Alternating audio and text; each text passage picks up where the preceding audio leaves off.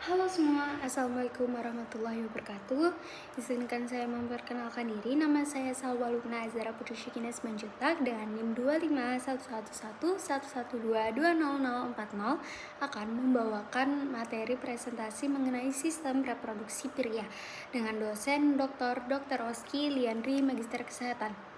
Pertama-tama kita akan membahas apa itu sistem reproduksi.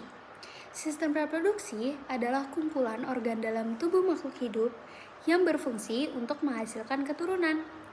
Tanpa sistem reproduksi, proses regenerasi atau keberlangsungan spesies tidak akan terjadi.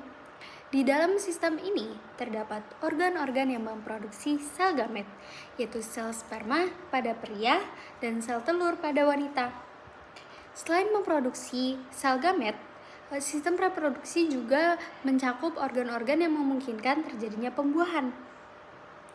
Serta pada wanita terdapat organ yang mendukung perkembangan embrio dan janin hingga siap dilahirkan.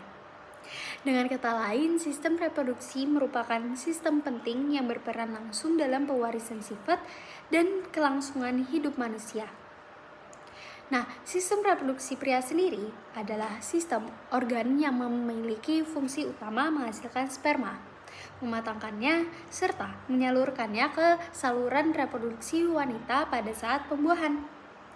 Sistem ini juga memproduksi hormon testosteron yang memengaruhi perkembangan ciri-ciri kelamin sekunder pada laki-laki, seperti pertumbuhan otot, suara yang lebih berat, dan pertumbuhan rambut tubuh.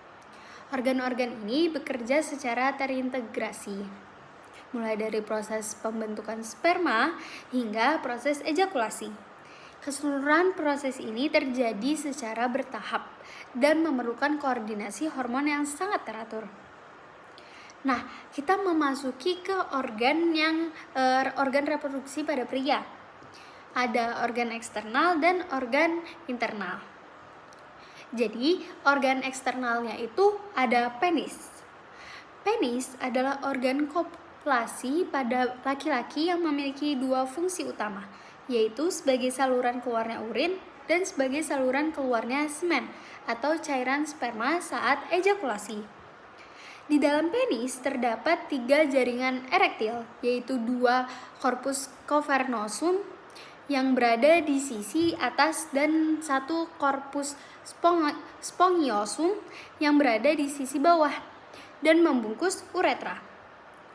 Ketika terjadi rangsangan seksual, pembuluh darah di jaringan ini akan terisi oleh darah hingga penis mengalami ereksi. Ereksi sangat penting karena memungkinkan penetrasi saat hubungan seksual. Struktur penis yang elastis dan kaya pembuluh darah membuatnya mampu berubah bentuk ketika kondisi rangsangan terjadi. Lalu organ selanjutnya yaitu skrotum. Skrotum adalah kantung kulit yang letaknya menggantung di bawah panggul dan merupakan tempat penyimpanan testis. Peran skrotum bukan hanya melindungi testis, tetapi juga mengatur suhu yang diperlukan untuk produksi sperma.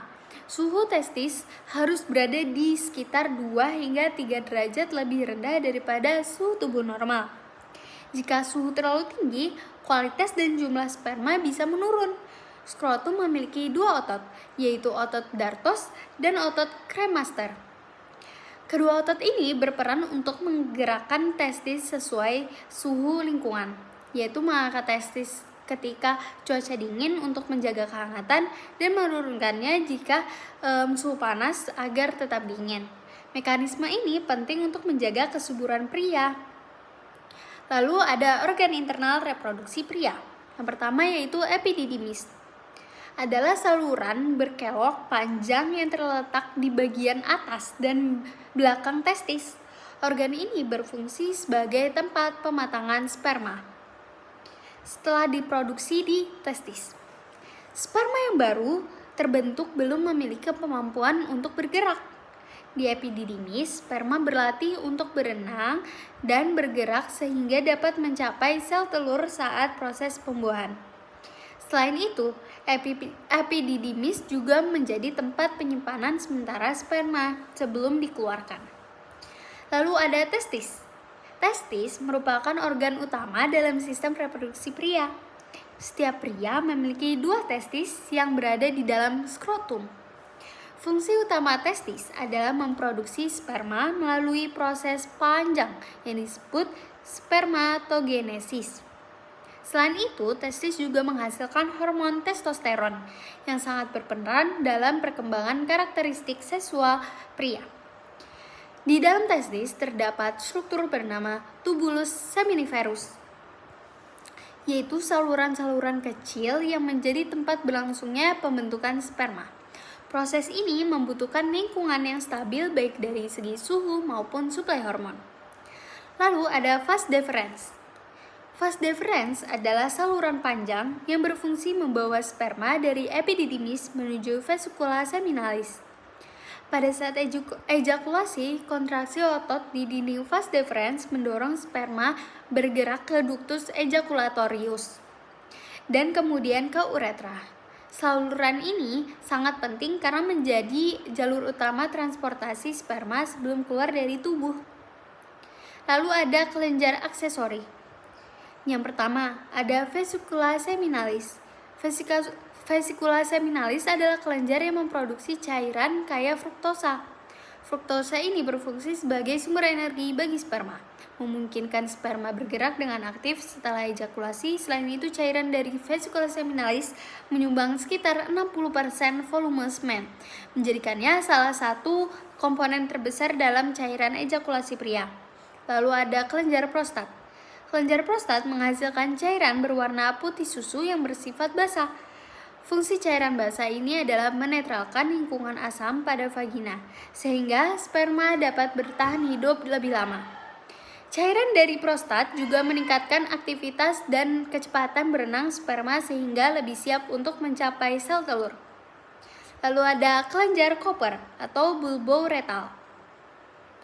Bulbouretral itu menghasilkan cairan bening yang keluar sebelum ejakulasi. Cairan ini berfungsi sebagai pelumas dan membersihkan uretra dari sisa urin yang bersifat asam.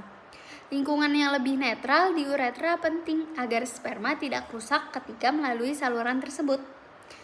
Lalu ada saluran reproduksi pria. Saluran reproduksi pria merupakan jalur yang dilalui sperma mulai dari tempat pembentukannya hingga dikeluarkan dari tubuh. Urutannya adalah sebagai berikut. Sperma dibentuk di testis, kemudian menuju epididymis untuk pematangan, lalu ke vas deferens, dilanjutkan ke ductus ejaculatorius, dan akhirnya melewati uretra sebelum keluar.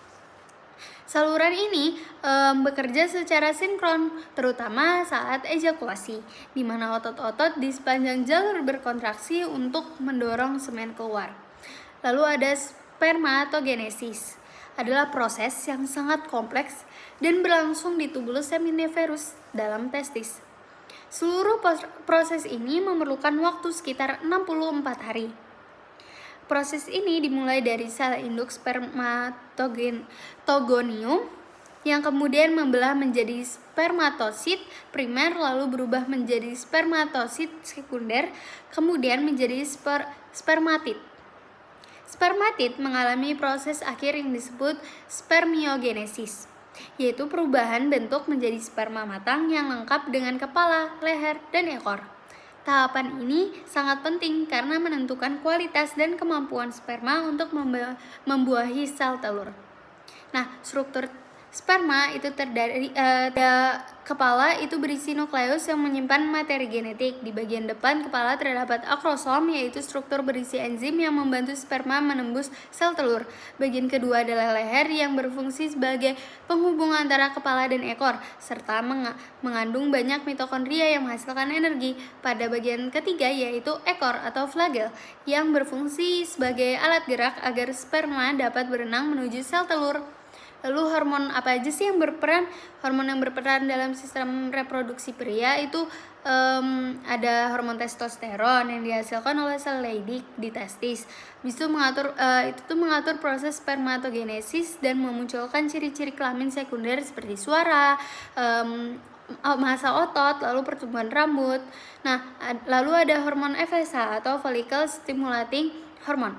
merangsang tubulus seminiferus untuk memproduksi sperma. Lalu ada hormon LH. Nah, merangsang sel Leydig untuk menghasilkan testosteron. Ketiga hormon ini memastikan produksi sperma berjalan dengan baik dan stabil. Lalu ada fungsi sistem reproduksi pria. Secara umum, sistem reproduksi pria memiliki 4 fungsi utama. Pertama, memproduksi sperma sebagai sel gamet yang diperlukan untuk pembuahan, lalu menghasilkan hormon testosteron yang berperan dalam perkembangan seksual dan reproduksi. Lalu ada menyalurkan sperma melalui proses ejakulasi ke saluran reproduksi wanita, lalu menghasilkan cairan semen yang mendukung kehidupan sperma dan memungkinkan proses fertilisasi berjalan dengan baik. Semua fungsi ini saling berkaitan dan bekerja sama secara harmonis agar proses reproduksi dapat berlangsung secara optimal. Berikut yang bisa dapat saya sampaikan. Akhir kata, wassalamualaikum warahmatullahi wabarakatuh.